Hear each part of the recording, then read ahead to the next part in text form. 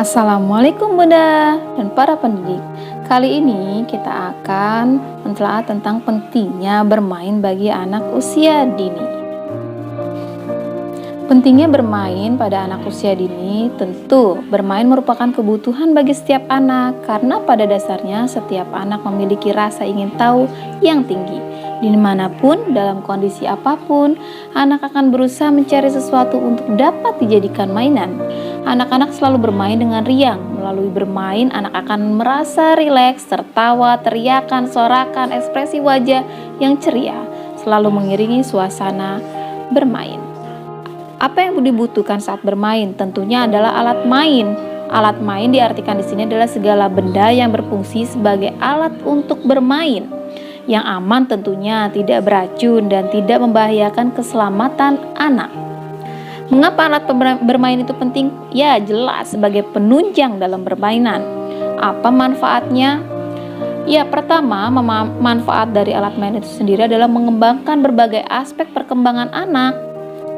Mulai dari fisik motorik, bahasa, kognitif, sosial emosi, seni, dan juga moral, agama dan moral. Kedua, mengembangkan keterampilan inquiry, disebut juga keterampilan akan daya tarik anak pada suatu permainan. Jika alat mainnya menyenangkan, membuat anak penasaran, maka anak akan ikutan dalam bermain. Yang ketiga adalah mengembangkan imajinasi dan kreativitas. Tentunya ini sangat penting. Alat main atau benda yang ada di rumah memungkinkan anak-anak untuk menggunakan imajinasinya di lingkungan. Jadi dia bebas berekspresi, bebas bereksplorasi. Kemudian yang keempat adalah mengajarkan anak untuk bertanya. Nah, ini terbuka ya, pertanyaan terbuka ya Bunda. Jadi setiap ketika kita ingin bermain, apa yang ingin kamu buat? Berapa banyak yang diperlukan? Itu adalah hal-hal yang bisa membangun sesuatu yang akan kita tahu nantinya dari anak itu sendiri dan tumbuh pada anak itu sendiri.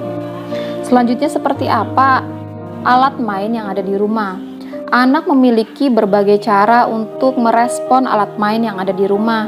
Alat main atau benda-benda yang dimainkan anak dapat berupa lost part atau material atau benda lepasan yang ada di mana saja. Kemudian benda-benda ini juga ditemukan di alam, misalnya pasir, daun, bunga, ranting, dan sebagainya. Kemudian yang ada dimodifikasi dengan daur ulang, bisa dengan kardus kita rubah, kemudian kemasan, wadah-wadah bekas, dan sebagainya.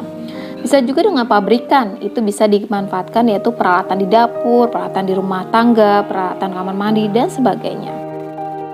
Di mana aku bisa bermain? Wah, ini jawabannya di mana saja. Di dapur tempat bermain bisa dengan cara menebak bumbu dapur, tebak aroma, kemudian berpetualang indera, dan sebagainya. Kemudian juga bisa dengan peralatan dapur bermain. Bisa dengan bermain seni dengan peralatan dapur, menggendang-gendangkan baskom dan sebagainya. Bisa dengan membuat jus, bisa dengan membuat kocokan telur. Selanjutnya yang bisa dilakukan di ruang makan. Banyak hal yang bisa dilakukan di ruang makan, misalnya dengan mencari pasangan dari benda-benda, misalnya sendok dengan sendok, garpu dengan segarpu. Kemudian membunyikan yang berbeda-beda dari gelas yang diisi air dengan besar volumenya yang berbeda-beda dari air tersebut. Selanjutnya adalah bermain di ruang keluarga. Nah, ini bisa dengan menyusun benda-benda, menyusun buku yang ada di ruang keluarga, membuat jalan raya, membuat rumah-rumahan di ruang keluarga pasti sangat menyenangkan. Kemudian juga bisa dengan menjelajah kamar mandi. Main di kamar mandi bisa menyenangkan, bermain air, bermain busa. Selanjutnya kita bisa bermain di halaman rumah atau di luar ruangan, di mana anak-anak bisa mengeksplor bebas gitu ya. Dengan daun-daun, ranting, halaman, kemudian bisa dengan cara menanam. Kemudian benda-benda yang ada di luar juga bisa bermain terapung tenggelam, bermain lompat tali. Kita bisa membuat peta jalanan di halaman rumah dan sebagainya. Banyak hal yang bisa dilakukan di luar ruangan.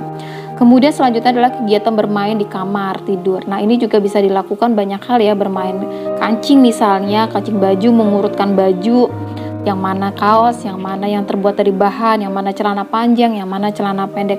Ini banyak hal-hal yang bisa kita kembangkan di kamar tidur. Dan juga bisa kita buat rumah-rumahan di kamar tidur.